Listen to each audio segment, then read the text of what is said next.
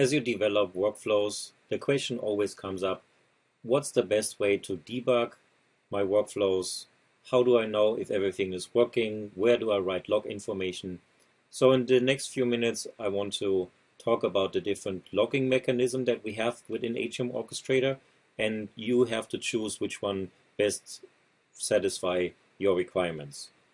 Let's start off with our adapter configuration.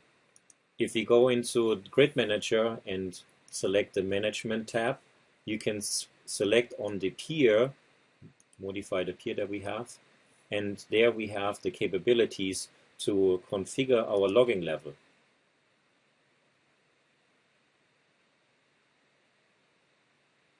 This is on a peer-by-peer basis, and this information will be written into the grid.log in your Tomcat/log folders.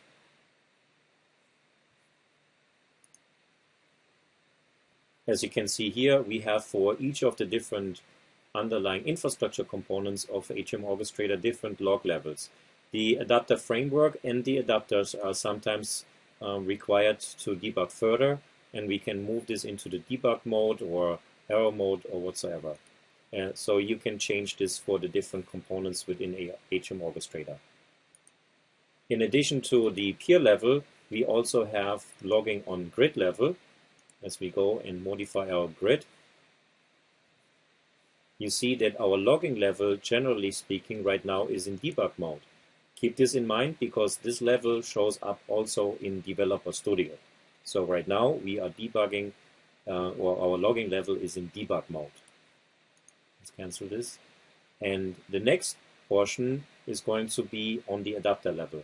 So grid as well as peer, generally speaking, right into grid.log. In addition, with the 7.8 platform was added to the adapter framework itself. As you see here, the adapters that I have configured, I'm going to modify the Azure HTTP adapter. And as you can see here, our form-based configuration of the HTTP adapter and a log file name. This log file serves as a collection point for all the activities of that particular adapter outside of grid.log and outside of process.log. And I can apply here the same rules as with the grid and process log, where we define the log file size, the backup index, and so forth, and the log level that we want to apply. At this point, I highly recommend to come up with the naming schema in order for you to manage these kind of logs much more efficiently. I start with the keyword adapter, then the protocol or the application, a combination of both. In case of just HTTP, I would call it adapter-http.log, but this one is a very particular one because I want to capture everything that has to do with Microsoft Azure, so I call this one adapter-azure.htp.log. Let's cancel this out. And if we look then in our log directory, you can see for the individual adapters I have configured log files. Of additional interest would be the Blade Logic integration with adapter-BSA or the integration with Remedy, adapter-ARS or monitor ARS.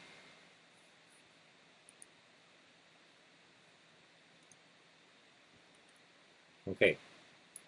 As you can see, we have multiple adapters here, and each of these adapters follows a naming schema. I highly recommend that you have one in your environment as well. And if you would like to know how to manage then adapters with different adapter names, we have a video that talks about using a utility and being able to manage the adapter configuration. Let's go to the next area, which is Development Studio. Also there we have logging capability.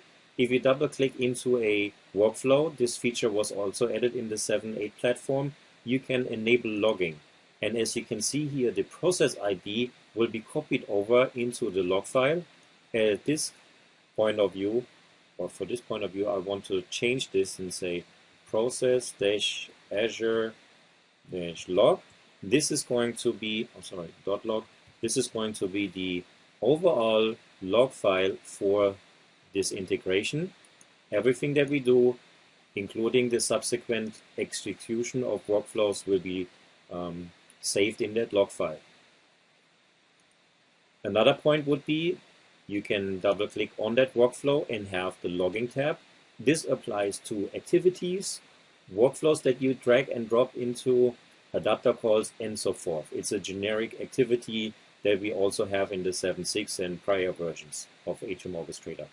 You enable the logging, and as we mentioned earlier, our grid can be in debug, info 1, or error level. So here you pick which one you want to have. For development purposes, I select the debug mode. For production, I would select either info or 1, or if I'm really not interested in all that talk that is being generated under the cover, just pick the error one. Production-wise, info 1 on error, development area in debug. And now another suggestion would be to prefix your logging with certain characters so it's easier for you to find in process.log. So this is the way I usually go about this. Azure, and then I mentioned start of my logging. Copy this one, and at the end of my logging, I just paste that information and say end. When I traverse the process log, I will find my information so much easier. You can right mouse click and add any text or XML structure in here. This will be written into the process log. Just keep in mind, if you execute this on Developer Studio, the process log is not the one on your peer, it is the one on your local machine.